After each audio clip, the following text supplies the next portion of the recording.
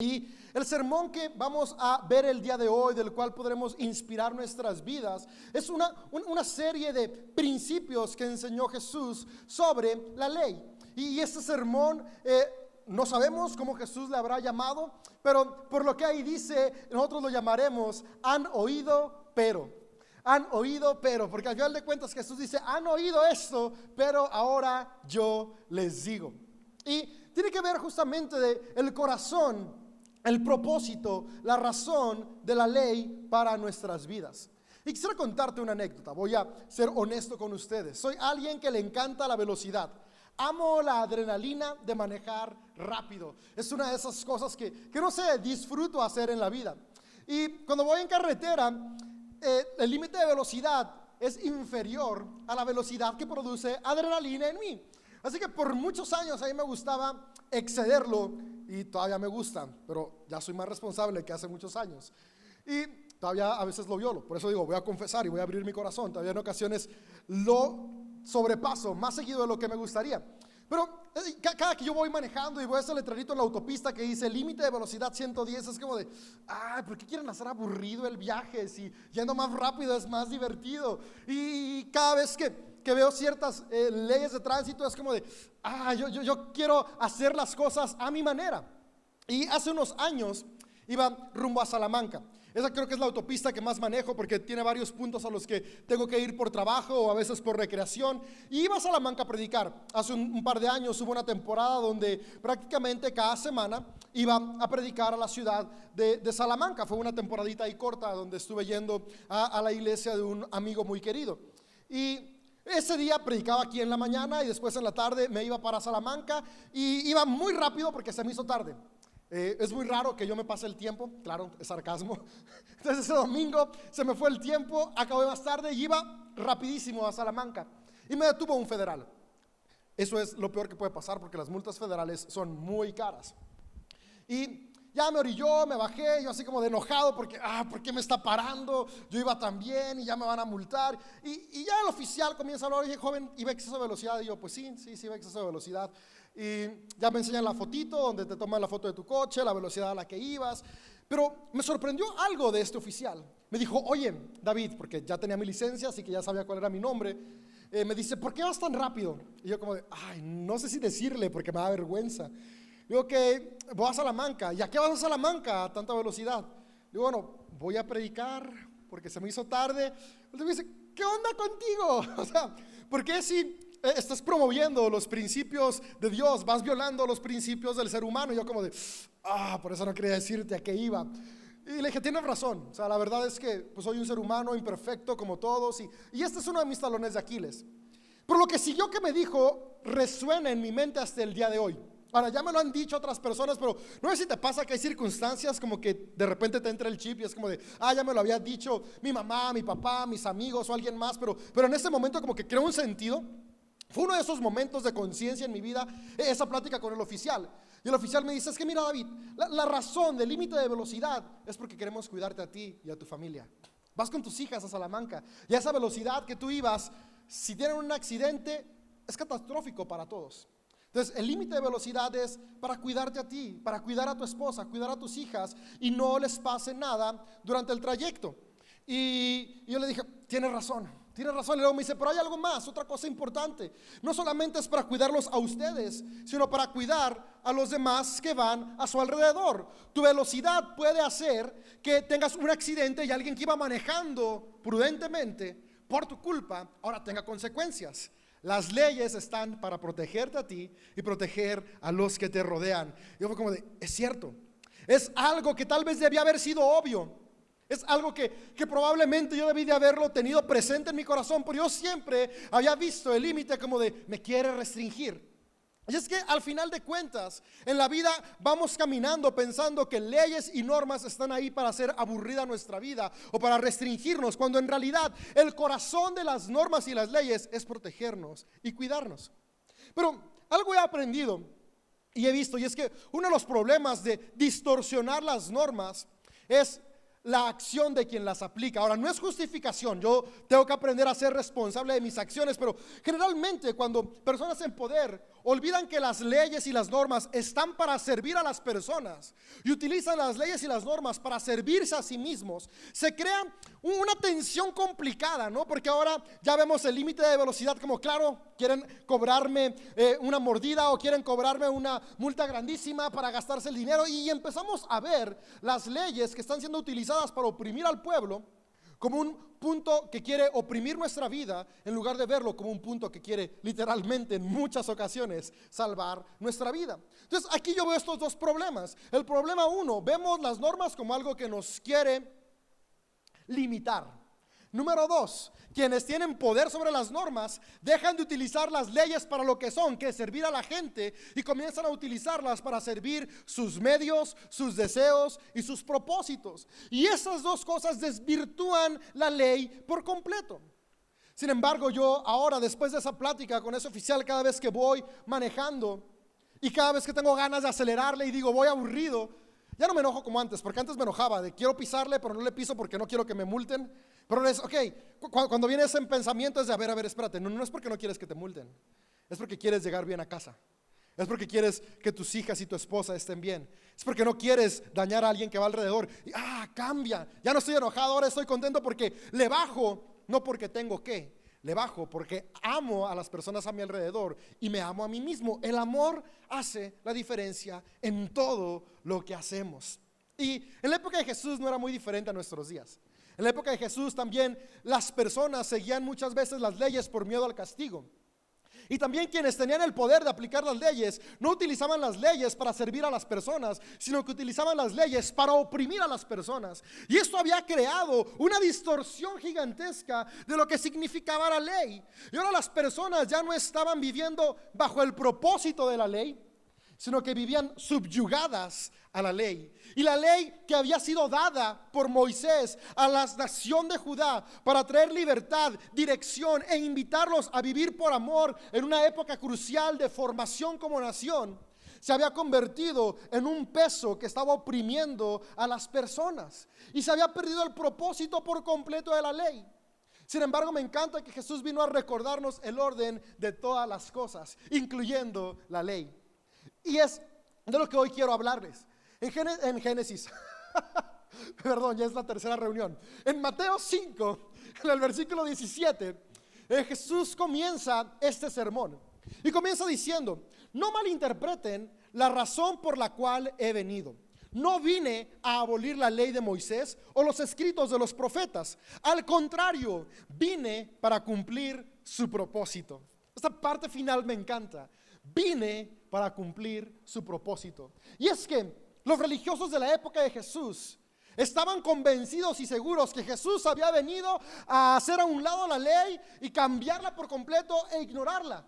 Porque la manera de vivir, de hablar, de actuar de Jesús con las personas que se juntaba, con quienes él andaba, era contrario a la cultura que los líderes religiosos tenían en el momento. Y aparentemente Jesús estaba violando todas las leyes escritas. Y era como de, hey, ¿qué onda? O sea, ¿cómo te llamas rabí?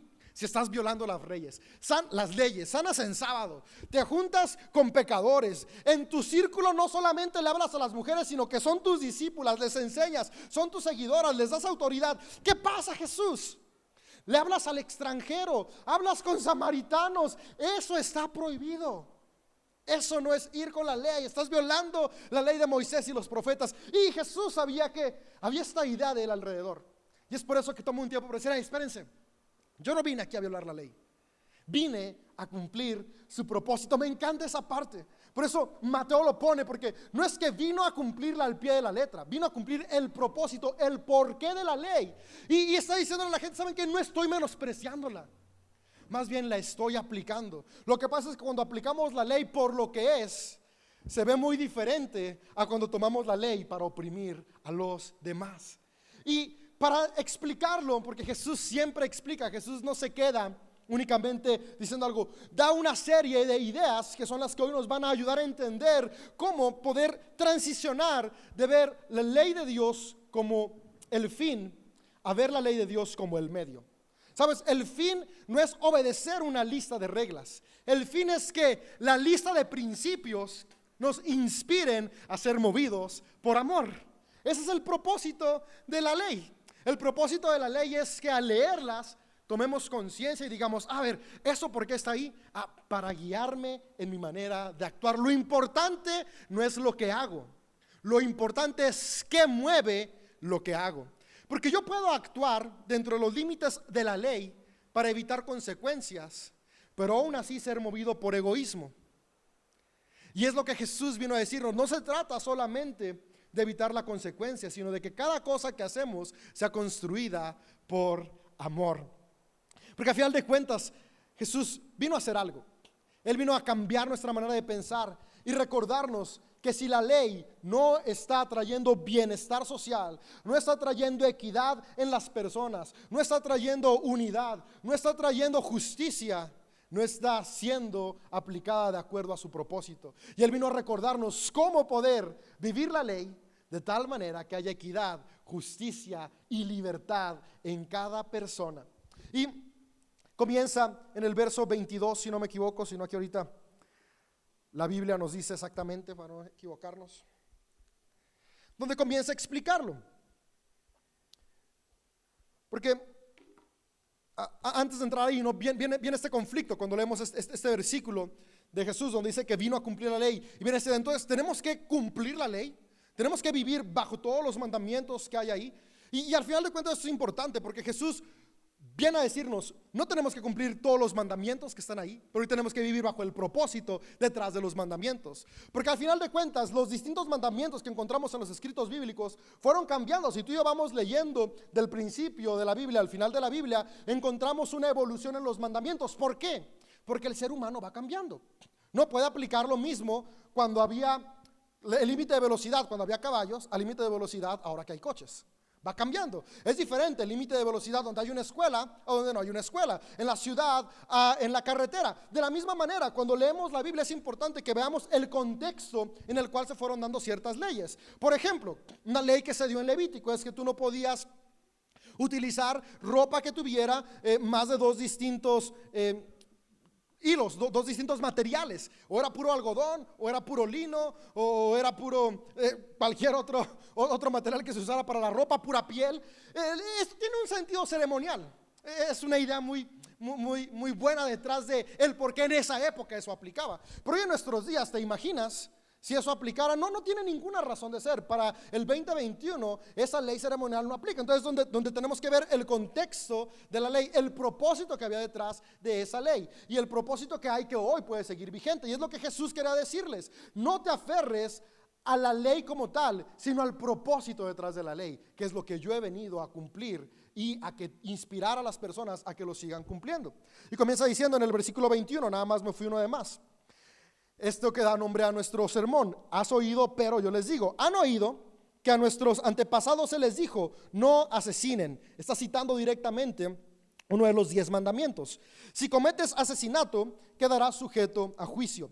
Pero yo les digo, aun si te enojas con alguien, quedarás sujeto a juicio.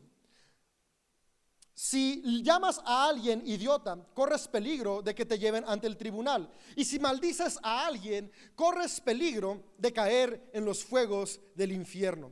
Por lo tanto, si presentas una ofrenda en el altar en el templo y de pronto recuerdas que alguien tiene algo contra ti, deja la ofrenda allí en el altar, anda y reconcíliate con esa persona, luego ven y presenta tu ofrenda a Dios.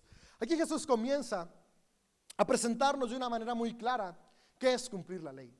Las personas vivían todo el tiempo cuidándose de no asesinar, porque asesinar te lleva a la cárcel y nadie quiere ir a la cárcel. Vivían con miedo de la consecuencia. Sin embargo, Jesús dice, hey, ese mandamiento hace varios milenios se dio porque la intención era hacerte recapacitar de cuál es el sentimiento, cuál es la emoción que te lleva a matar. Nadie mata nada más porque sí. Matas porque cediste a un enojo, cediste a una ira, a un rencor que no pudiste controlar y te llevó a asesinar a alguien más. Entonces lo que Jesús dice, hey, se les fue dicho que no asesinen, pero yo quiero recordarles el propósito de la ley. El propósito es: no dejes que el enojo te controle. Porque al final de cuentas tú puedes vivir sin matar a alguien, pero si vives enojado, vives matando tus emociones, tu vida, tu cuerpo. Sí, el enojo destruye nuestras células. y las relaciones a tu alrededor. Jesús dice, si tú vives controlado por el enojo, lo único que terminas es ganándote el infierno. Y cuando leemos aquí infierno, en nuestra mente viene esta idea medieval de Dante Alighieri, de un infierno de llamas y fuego y tortura. En la mente de Jesús eso no estaba. Esa idea ni siquiera existía en la época de Jesús. Eso se desarrolló muy posterior. En el texto griego lo que dice es Gaena. Y Gaena es valle de Girón, que es un valle que está a las afueras de Jerusalén, que era el basurero. Ahí era el basurero. Cada vez que tú en la Biblia leas que Jesús dice infierno, Jesús está diciendo el basurero de la ciudad. Eso es lo que viene en griego. Entonces, lo que Jesús está diciendo es este basurero que está quemándose la basura. Si tú vives cediendo al enojo, tiras a la basura tu vida y tus relaciones. ¿Cuántos matrimonios no se han ido a la basura porque el enojo está ahí? No mataste a la esposa, pero vivías odiándola, enojado, molesto, con rencor, y el matrimonio se fue a la basura. No odiabas a tus padres, no mataste a tus padres, pero vivías enojado con ellos, guardándole rencor, y la relación se rompió. No mataste a tu amigo, a tu amiga, a tu compadre, pero había ahí odio adentro, enojo, y la relación murió. Echaste a la basura. Jesús dice, si el enojo controla nuestra vida, tal vez no hay una consecuencia con las autoridades civiles, pero la vida plena y abundante que yo tengo para ustedes sí se va a la basura, al Gaena. Entonces, ¿cuál es la mejor manera de vivir? No te enojes, porque la ley tiene ese fin, recordarnos cuál es la intención detrás de. No se trata solamente de no matar, sino de vivir una vida plena y abundante. Y es lo que Jesús quería recordar a las personas. Hoy en día viven con temor de la cárcel, pero yo quiero decirles, hay cárceles que no se ven, que son las cárceles de nuestras malas decisiones, y yo también quiero salvarlos de esas decisiones. Se les dijo no maten, pero yo les digo no dejen que el enojo los controle, recordándonos el propósito de la ley. Y continúa diciendo, va hablando a distintas partes. Aquí está hablándonos del carácter personal. Y la ley está para recordarte que tu carácter personal tiene que ser cambiado a ser movido por amor. Pues viene las relaciones familiares. Dice, han oído el mandamiento que dice, no cometas adulterio. Pero yo digo, el que mira con pasión sexual a una mujer ya ha cometido adulterio con ella en el corazón. Porque al final de cuentas lo que Jesús está diciendo una vez más es, no te enfoques en la consecuencia, en la acción de no cometer adulterio, sino qué es lo que produce que haya adulterio. El adulterio no llega de la noche a la mañana. El adulterio sucede porque en el corazón, en la mente se le dio espacio a comenzar a ser infiel con los pensamientos y deseos, y esos pensamientos después se fueron convirtiendo en pequeñas acciones que terminaron con una infidelidad sexual en la pareja. Y lo que Jesús dice, hey, no, la cosa no es nada más que no te cachen con la otra o con el otro. La intención es que tu matrimonio, el tiempo que dure, sea un matrimonio que se disfruta, y solo se puede disfrutar si hay fidelidad en el corazón. Lo que Jesús está llamándonos a decir es, hey, cuida la fidelidad de tu corazón. ¿Cuántas parejas literalmente llegan hasta que la muerte los separa juntos, pero en la vida real vivían separados? En la misma casa, cada quien en su cuarto, en el mismo cuarto, pero cada quien en la orilla de su cama, y no se han tocado ni con el dedo chiquito en las últimas 2 décadas. Lo que Jesús dice es, eso es lo que yo quiero evitarles, porque no se trata de no divorciarte, no se trata de no cometer adulterio, se trata de vivir en armonía los años que estén juntos. Ya están juntos, aprendan a vivir de una nueva manera, movidos por amor, fidelidad en el corazón. Y es que la infidelidad no solamente tiene que ver con la relación sexual. Podemos ser infieles con nuestras acciones. Al yo no respetar quién es mi pareja, le estoy siendo infiel a su identidad. Al yo no respetar la integridad y ser abusivo verbalmente o físicamente, le estoy siendo infiel al valor que Dios le dio a la persona desde el principio. Y es lo que Jesús está llamándonos a hacer. Hey, vivan siendo fiel a las personas que los rodean. Si vivimos con fidelidad, podemos construir de una mejor manera. De nuevo, lo que yo puedo ver aquí, la constante que vamos a ver en todos es, Jesús no está enfocado en el mandato, sino en lo que nos mueve a cumplir ese mandato. De nada sirve que yo sea fiel únicamente por el qué dirán, porque al final de cuentas mi realidad es un infierno. Y después Jesús dice lo siguiente, dice algo que suena muy fuerte, pero tenemos que recordar que Jesús fue un maestro de la metáfora. Jesús dice, si tu ojo te hace caer, sácatelo. Si tu mano te hace caer, córtatela. Mejor que entres en el reino de los cielos sin una parte de tu cuerpo, a que ni estés con todo tu cuerpo y te vayas al infierno. De nuevo, es muy importante entender qué es lo que Jesús se refiere con reino de los cielos y qué es lo que Jesús se refiere con infierno, porque tendemos nosotros a limitar las palabras de Jesús a algo que viene después de la muerte. Pero Jesús estaba hablando del aquí y el ahora. El reino de los cielos es una vida hoy plena y abundante, un matrimonio con armonía, un matrimonio feliz, un matrimonio que se disfruta. El infierno es un matrimonio que no se disfruta, y creo que muchos en algún momento hemos atravesado esas etapas en las relaciones. Nadie quiere un matrimonio infierno. Y Jesús dice, cuando habla de sacarse el ojo, cortarse la mano, es corta todo aquello que entra a tu vida que puede llevarte a serle infiel a tu pareja. Tal vez hay cosas que tienes que dejar de ver. Tal vez hay amigos, amigas que tienes que cortar, que tienes que separarte, distanciarte. Tal vez hay palabras que tienes que dejar de decir. Dice, córtate la mano, es cambia las acciones. Tal vez tienes que hacer cosas distintas con tus manos. Corta todo lo que tus manos hagan que no construya tus relaciones. Jesús no está hablando de una manera física, porque de nada sirve si tú te sacas el ojo y te cortas la mano, pero tu corazón no cambia. Por eso podemos entender que Jesús no hablaba del ojo ni de la mano física, sino de lo que entra a nuestra vida y lo que sale de nuestra vida. Si no es movido por amor, no construye. Malamente en algún momento uno de los padres de la iglesia, llamado Orígenes, en el año 400 después de Cristo, él redactó mucha de la teología que hoy los cristianos vemos y entendemos. Fue alguien fundamental para la tradición de nuestra fe. Y cuando él llegó a este versículo se lo tomó muy literal. Y él tenía muchas tentaciones sexuales y terminó castrándose solo. Cuando dijeron, ¿qué pasó, Orígenes? Pues es que no dijo Jesús que mejor mutilado que completo. No se trata del físico, sino del corazón, las intenciones que hay dentro de nosotros. Por eso es bueno leer la Biblia en su contexto, entendiendo que son inspiración espiritual, no es algo que se sigue al pie de la letra. El principio es el que importa, y el principio aquí es: vive movido por amor. Les fue dicho, pero ahora yo les digo. Y continúa hablando de las relaciones, pero esto más que la relación de matrimonio tiene que ver con el valor de la mujer, y es algo que realmente sacudió a su sociedad. Porque en la época de Jesús, en la sociedad que Jesús se movía, la mujer no tenía valor.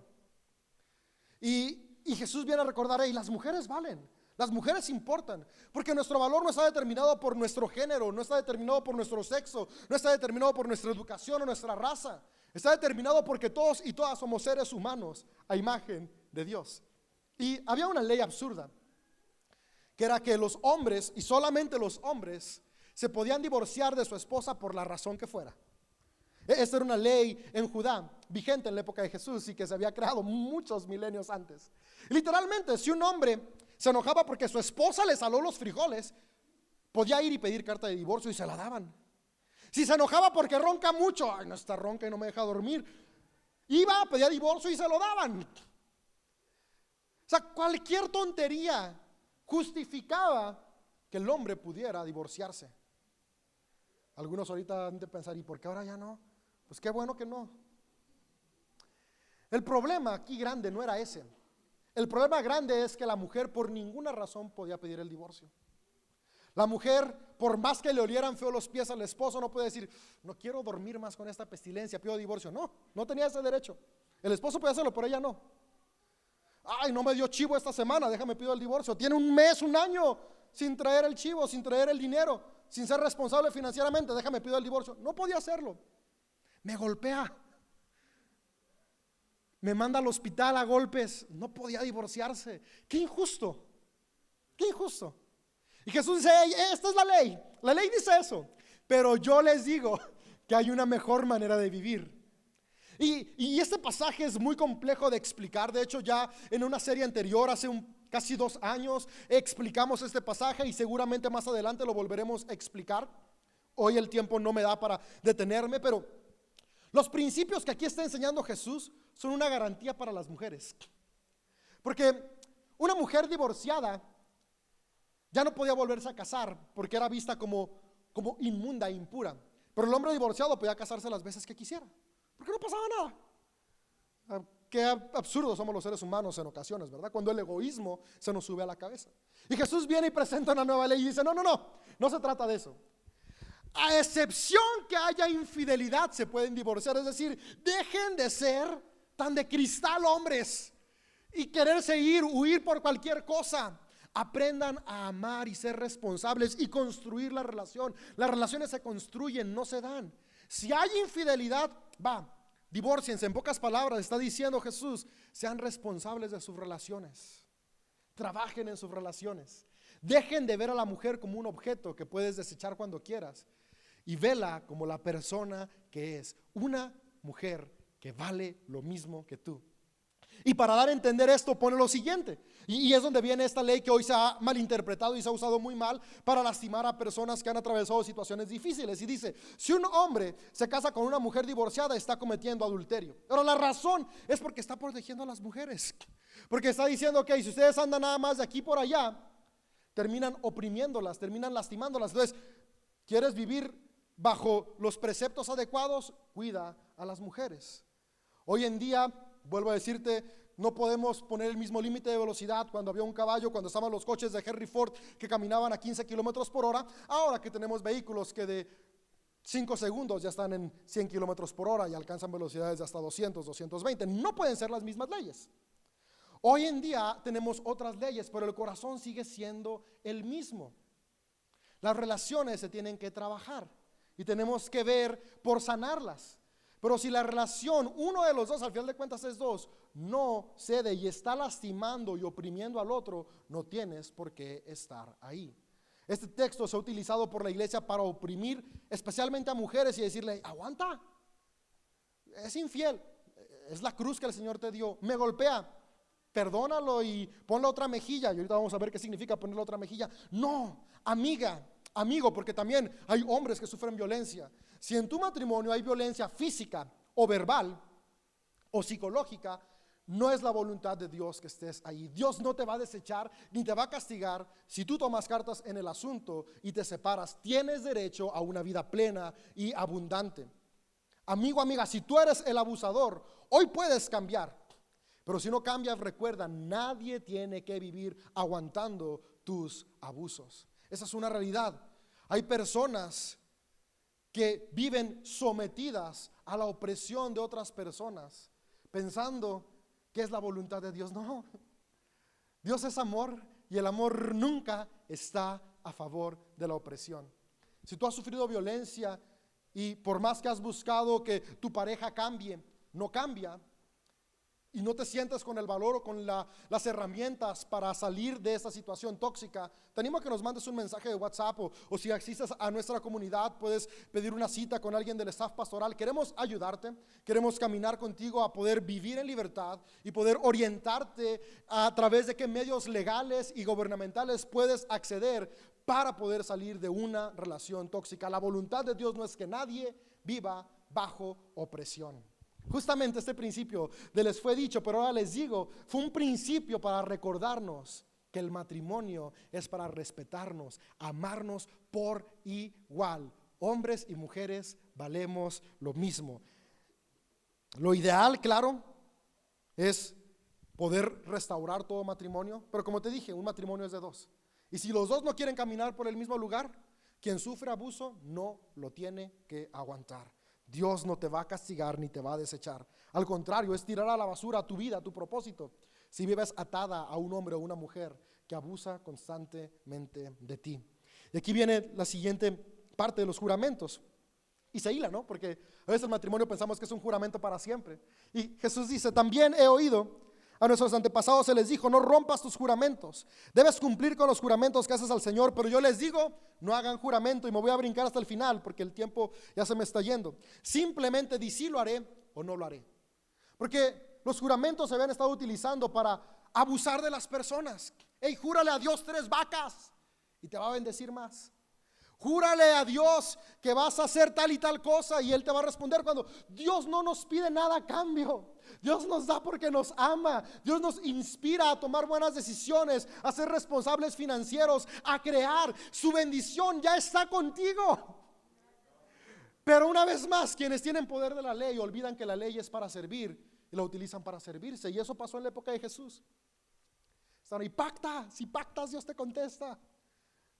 No, la generosidad es voluntaria, no es obligatoria. Y por eso Jesús dice, si vas a hacer, hazlo simplemente porque deseas, porque en tu corazón está hacerlo.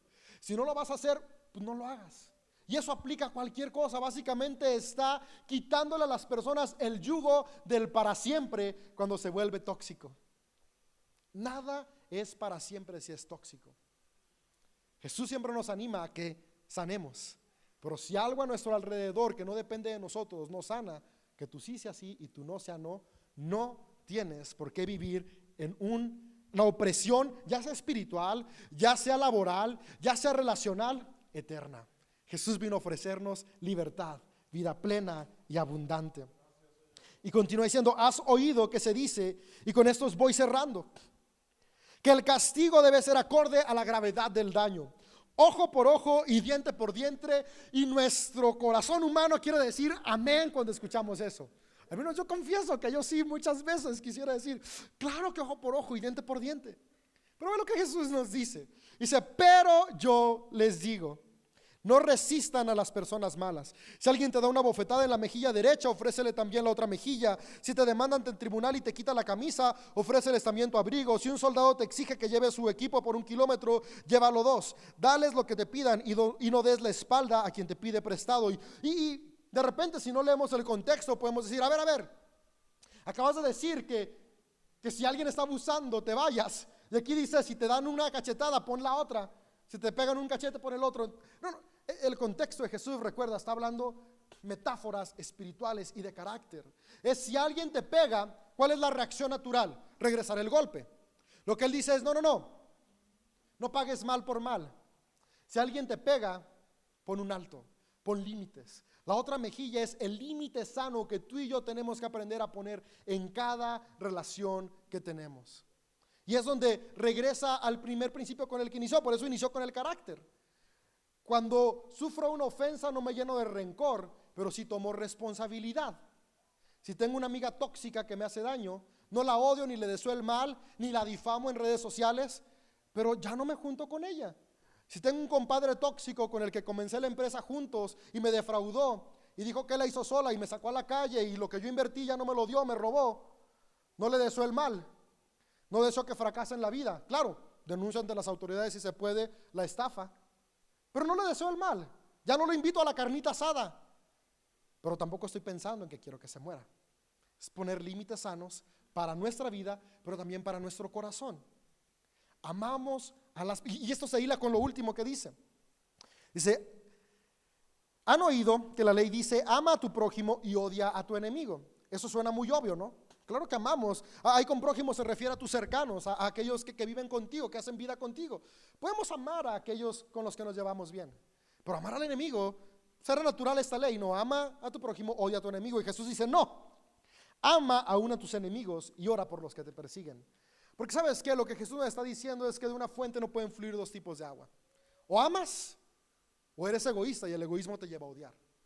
Si dejamos que el odio por nuestros enemigos se apodere de nosotros, terminamos lastimando aún a aquellos que deseamos amar. Y eso pasa, yo me he dado cuenta que cuando dejo que el enojo, que el egoísmo, que el rencor, tal vez, y me ha pasado, y tal vez a ti también, voy manejando y alguien se me mete mal y me enojo. Y alguien se me vuelve a meter mal y me vuelve a enojar. Y de repente llego al trabajo y en el trabajo las cosas no salieron como esperaba. O alguien me jugó chueco y me enojo. O voy caminando y alguien me dice palabras ofensivas y me enojo. Y después llego a mi casa con ese enojo porque no le pegué al que me gritó, porque me contuve y porque no le pité fuerte al que se me metió y porque no tuve las agallas de responderle a alguien en el trabajo. Y llego con todo ese enojo. Porque no perdoné a mis enemigos. Y digo, ok, se vale estar enojados con ellos. Llego a mi casa y aunque en teoría puedo decir que amo a mi esposa y a mis hijas, como ese enojo por los enemigos, no estoy enojado con mi hija ni con mi esposa, pero traigo este enojo por los enemigos, me hace lastimar a mi esposa y a mi hija, porque me hablan y grito y me enojo y estoy de malas y creo una atmósfera negativa, porque no puede coexistir el amor y el egoísmo. Y Jesús dice, hey, no odies a tu enemigo, porque si no, aunque quieras amar a los que te tratan bien, no vas a poder, porque el enojo te consume.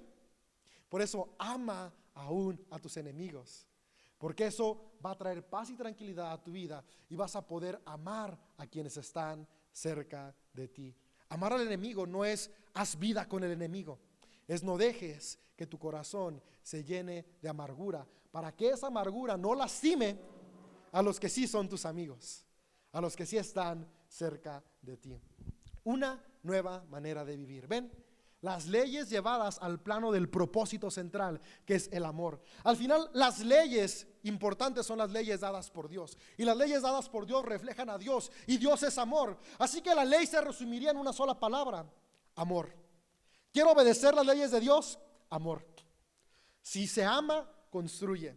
Si se ama, no se oprime. Cada vez que nos queramos preguntar, ¿cómo agrado a Dios? Amando. Amando. Así de sencillo. Voy a hacer esto. Eso que voy a hacer, ¿me permite amar a los demás? Adelante. No me permite amar a los demás, hago un alto. No porque me quiere frenar la vida, sino porque quiere protegerme de lastimarme y lastimar a los que están a mi alrededor. Es por eso que en Mateo 22, cuando le preguntan a Jesús, Jesús, ¿cuál es el principal mandamiento? Jesús dice: amar a Dios, amar a los demás, amarte a ti. Porque al final de cuentas, eso resume el propósito de la ley. Jesús no vino a abolirla, porque Él sabía que la ley no eran reglas sin sentido. La ley es amar a Dios, amar a los demás, amarnos a nosotros. Y Él lo cumplió al pie de la letra. Vivió amando a todos y nos inspiró a que tú y yo hagamos lo mismo. Amemos a los demás. Sabes, me quedé pensando mientras armaba este mensaje, que al final de cuentas, cuando tú y yo simplemente seguimos las reglas por temor al castigo, seguimos siendo personas movidas por egoísmo. Porque la única razón por la que no violo las reglas es porque no quiero una consecuencia para mi vida. Y eso nos amarga y nos frustra, porque lo vemos como un limitante. Pero cuando yo vivo movido por amor, no pensando únicamente en la consecuencia, sino dándome cuenta que lo que importa es construir, puedo vivir con plenitud y felicidad, con abundancia, eso que Jesús prometió. Porque me doy cuenta que el propósito real detrás de cada ley que construye es poder protegerme a mí, a los demás, y construir familias, trabajos, iglesias, ciudades fuertes, donde cada uno podemos florecer. Cada vez que nos enfrentemos a una decisión, podamos recordar qué es lo que me mueve, el egoísmo o el amor, y podamos decidir abrazar la invitación de Jesús a vivir amando a todos.